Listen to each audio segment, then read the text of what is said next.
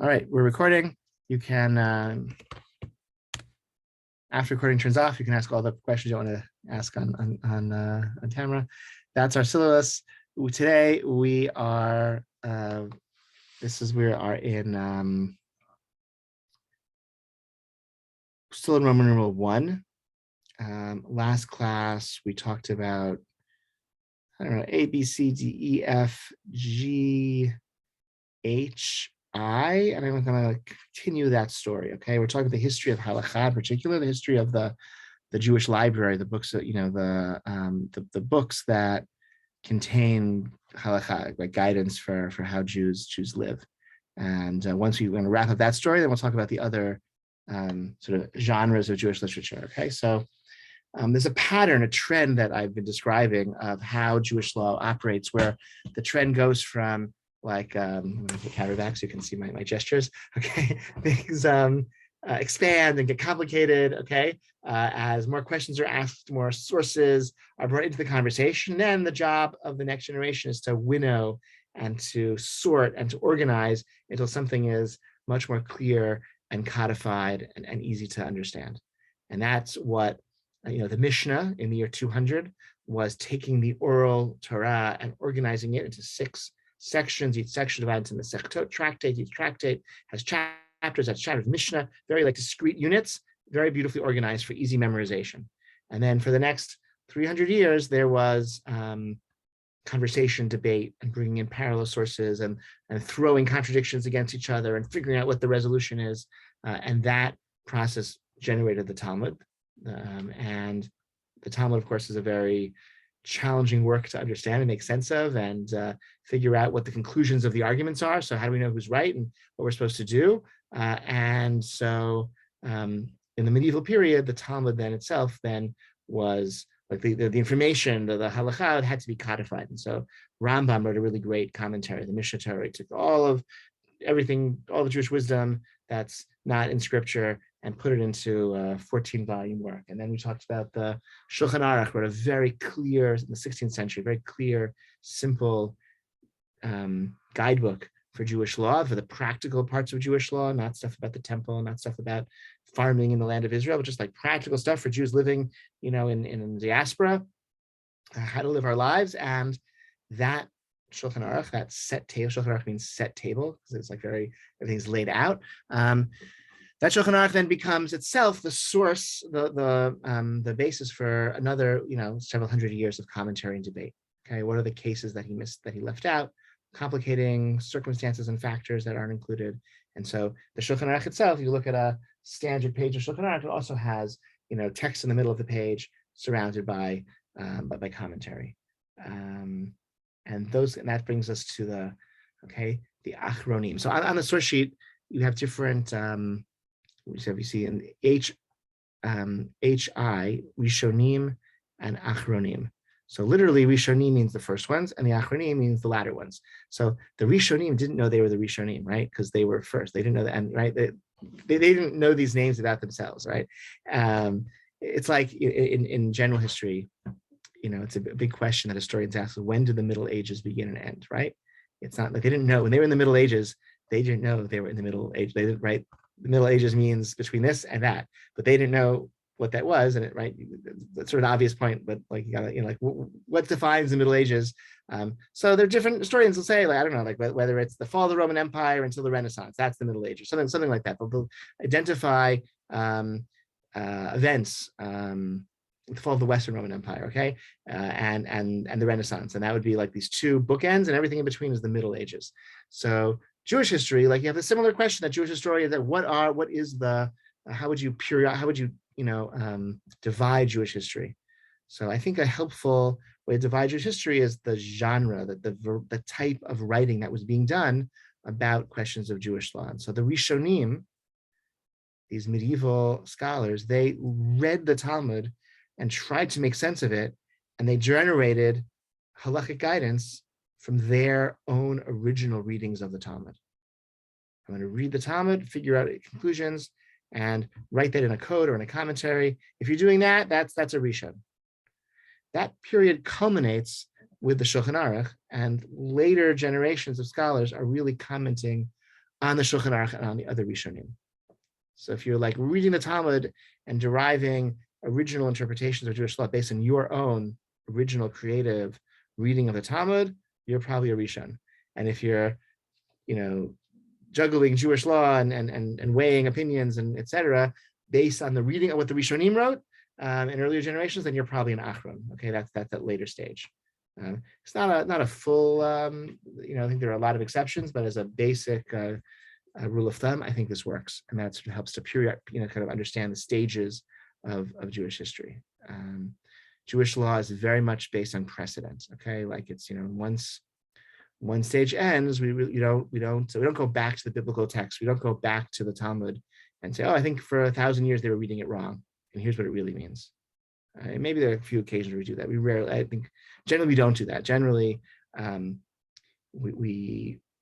it's path dependent, right? It could have been interpreted a different way, but it was interpreted this way, and so everyone who comes later is dealing with what came before them and is shifting, interpreting, but everything based on what came before.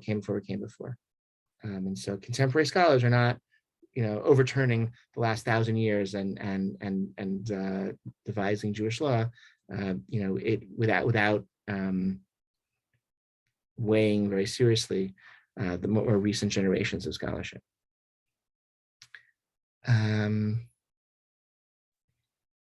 So that's like that. So that's like codes in Jewish law. It's another genre of writing. There's also like biblical interpretation, commentary on the Torah. And here, commentary on the Torah, there's less deference to precedent. And I think contemporary scholars do feel empowered to read the Torah and come up with a new interpretation. It's interesting when it comes to like how we act, what we do in the realm of halakha, we care a lot about precedent. When it comes to parshanut, to interpretation of Torah, we care about precedent because we're joining our voices to a conversation that's gone on for generations, but we have more freedom to offer a new idea that's never been offered before. Why does Joseph not tell his father that he's alive as soon as he has the chance? Ever wonder, right? Joseph is sold into slavery to Egypt, ends up in the head of the household of Potiphar. So he's overseeing the whole household in Potiphar's, home operation, his plantation, right? He's like has power there. He has a lot of free time. He's like overseeing a whole team of other slaves. So he can't send a letter to his father. What about when he's viceroy in Egypt, second to the king, overseeing agriculture for this huge kingdom? So he can't send a message to his father to tell him that he's alive. Like what is holding him back? Why does he wait for the brothers to come to visit him down in Egypt? And then he orchestrates this whole back and forth, the cup and the backpack, and he takes one in prison and they come back. There's a whole chapter after chapter of this wild story. Like, why does Joseph do that? Why doesn't he just tell his father that he's alive? I don't know if that's the question. I don't know if you ever thought about this question before. I'm sharing it because it's a question that Jews have asked that question for hundreds of years. And if you're like authentic Jewish Bible commentary, Torah commentary, you don't just sit down and speculate.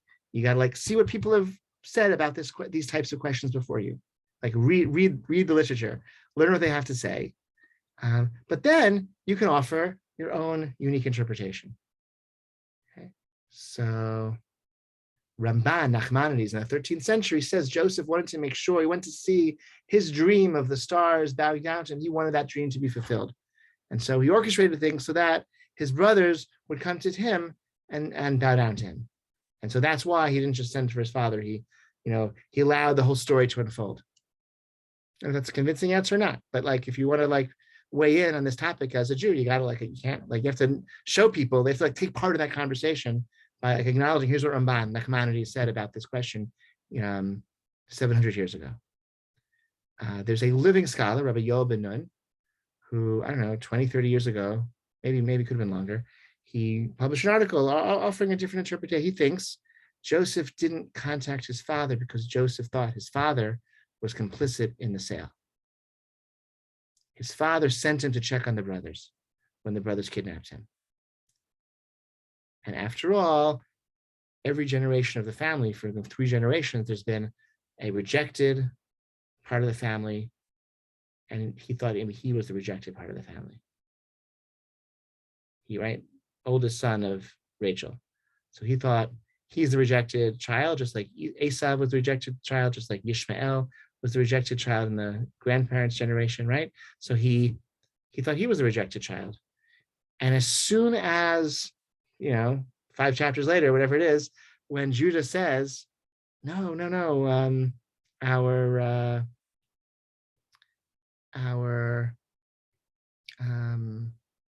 our father was, thinks that you're dead, and because we told him that, and is very distressed at your absence. As soon as that's shared, Joseph reveals himself to his brothers. Okay. Why am I telling you all this? Because I think that's like a new idea. Like no one's ever thought that before. No one's ever written that before.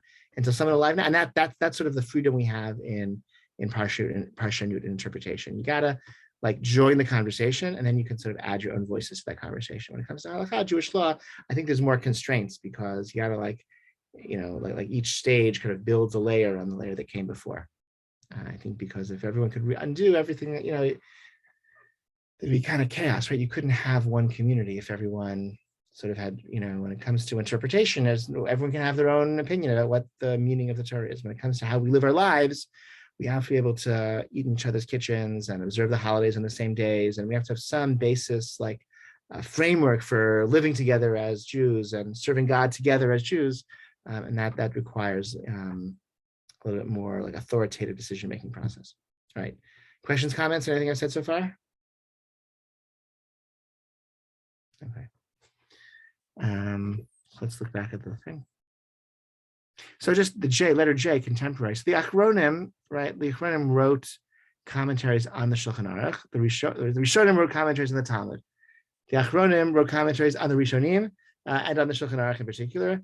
Contemporary halachic writing, a lot of it is responsa literature, meaning shelot and shuvot, letters back and forth. That's a genre, that's a very ancient genre that continues.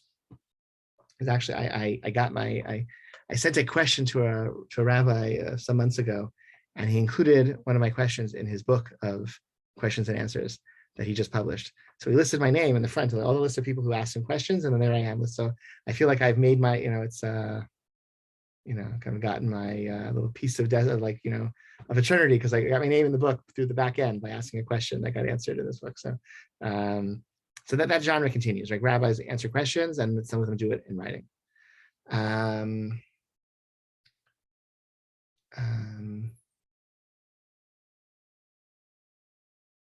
So that continues. The other genre that's very common now is writing books on a given topic. So instead of a commentary on Shulchan Aruch, you'll have like a commentary, a book about the laws of Shabbat, a book about the laws of kashrut, the book about the laws of kashrut on Shabbat, how to prepare food on Shabbat, right? The very distinct, discrete topics, and just sort of writing like a volume or 2 volumes, whatever, but a book on that topic. That's like a very contemporary way to write about halakha. And there are a lot of books of that sort, which are very, very helpful, right? Because it's as the literature, as things expand, you have the Shulchan Aruch, very simple, very clear, and then 400 years of commentary in the Shulchan Aruch. So the commentary builds around the pages, and the commentary on the commentary builds around the pages. So if you want to that the task then falls to a contemporary scholar to say, okay, I'm going to write a book about Hilchot Shabbat. I'll take all of this literature and I'll reorganize it into chapters and sub-chapters on some discrete topic. And those books are very common. They've been common for the last 50, 60 years. And I think a lot of contemporary halachic writings comes in that form, sort of compendium on this holiday, on this mitzvah in particular. Okay. All right, questions, comments on that?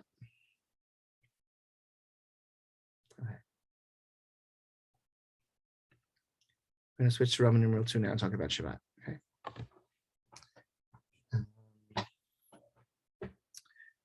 So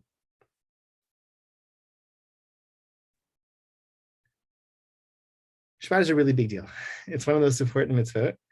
And it is, like the Torah emphasizes it as an important mitzvah.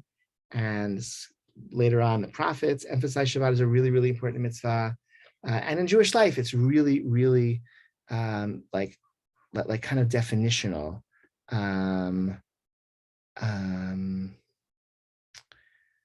Definitional of like what it means to be an observant Jew.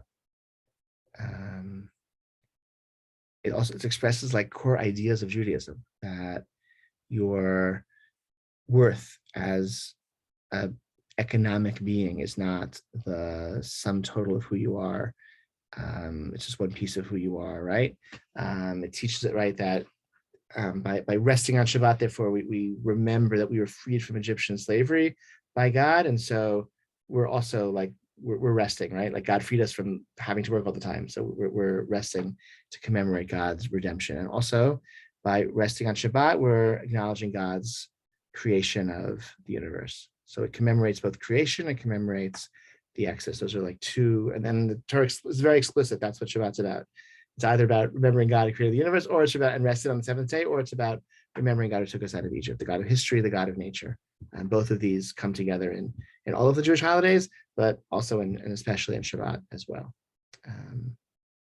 And I'd say it's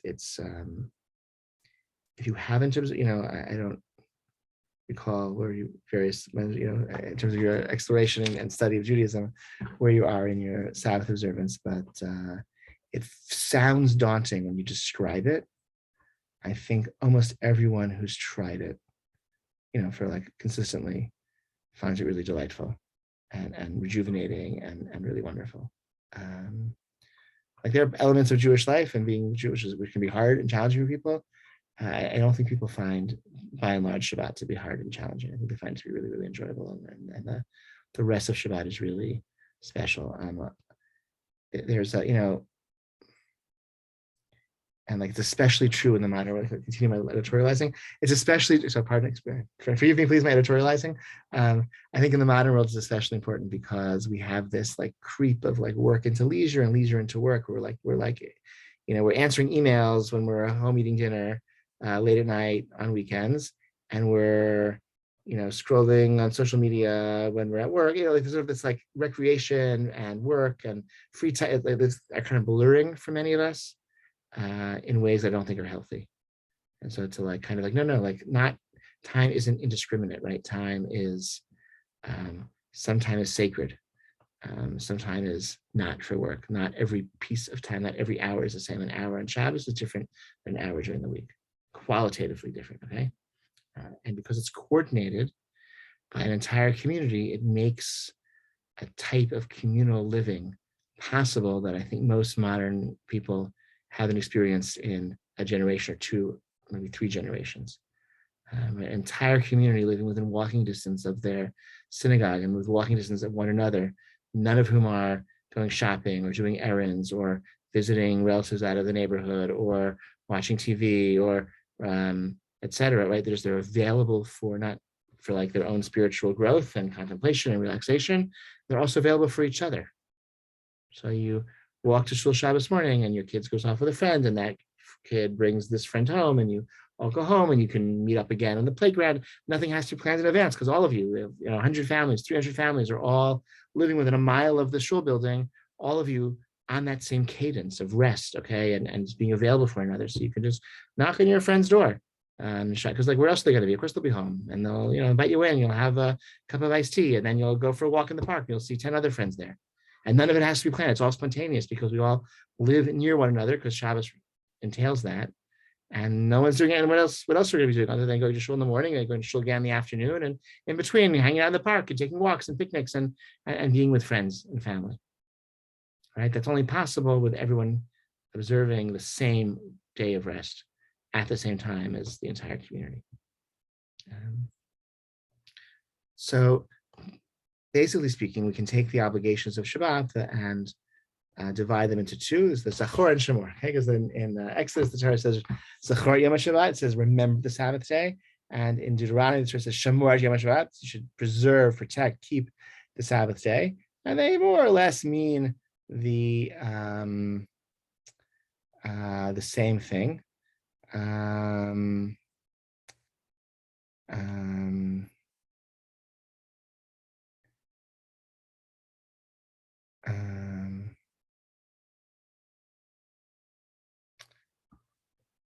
so let's talk about that. So they basically mean the same thing, but they can they basically mean the same thing. But let's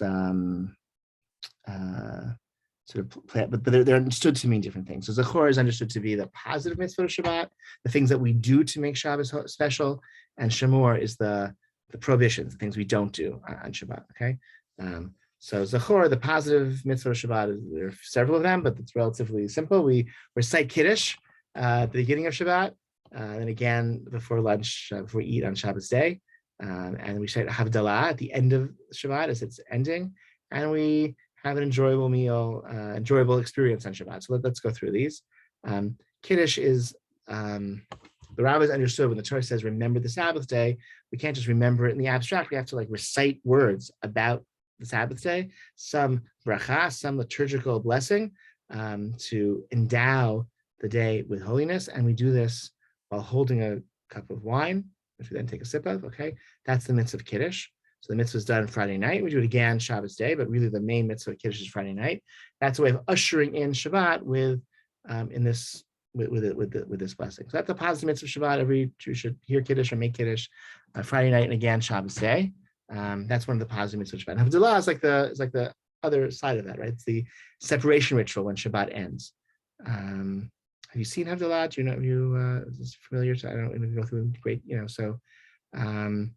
I'd say if you haven't seen it, not familiar, we say Havdalah actually in the synagogue when Shabbat ends each week. So when you're able to come visit us, come for the end of Shabbat. We'll do it. Come for a few weeks, and then you'll know how to do it yourself. Okay, if you're not yet familiar, we do it every week at Shul. I think it's very nice. We sing when we do it. So the day comes in with blessing and ends in blessing as well. And those are, say, Shabbat mitzvah to Shabbat, kavod Shabbat.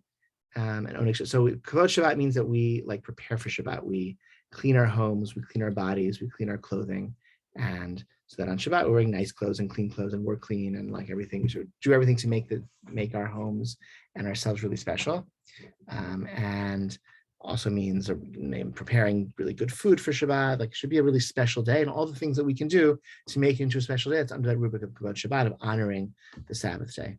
Not a biblical mitzvah per se, but it's like, or it's not a it's not like a concrete objective. You must wear, I don't know, like a shirt with a collar. It's not like, it's subjective, obviously, to the time and place and where you live and what it means for you. But whatever being fancy and special and clean and nice looks like for you, like that's what we're supposed to do in preparation for Shabbat, and that rubric of Oneg Shabbat. And then of Kavod Shabbat. And Oneg Shabbat means that the day itself should be like an enjoyable day. We should make sure there's lights in our home, and eat good food. That it's supposed to be, it can be a pleasurable day. There were, in ancient times, there were all these other different Jewish sects that practiced Judaism kind of differently. And some of them sat around in the dark on Shabbat, and some of them felt that it required sexual abstinence on Shabbat. And the rabbinic Shabbat is cold food. Rabbinic Shabbat is, there are like a lot of restrictions we'll talk about next. But within those restrictions, the day really has to be pleasant. So, you're not allowed to cook, and there are all sorts of restrictions on how you can heat food on Shabbat, but it's worth it. Like do the things, okay? Like go through the trouble of serving warm food in a permissible way, because the day is supposed to be really, really pleasant. And even the Torah says, forbids lighting a fire on Shabbat. We're going to light a fire before Shabbat, so that on Shabbat we're sitting in a home that has light, so that we don't trip and hurt ourselves on our way to the bathroom, so that husbands and wives can look at each other at the table and have a romantic evening because they can see each other's faces while they're having dinner. Okay, that's the rabbinic ethos of Shabbat.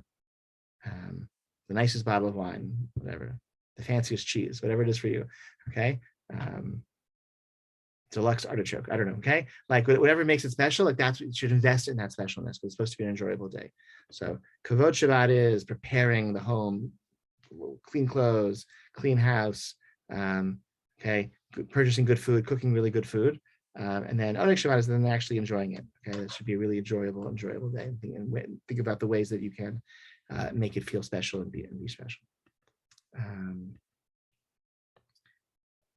And the Shabbat meals then become like venues where this, of like spiritual achievement. This is Rabbi Sachs made this point. Like the Greeks were really like bothered.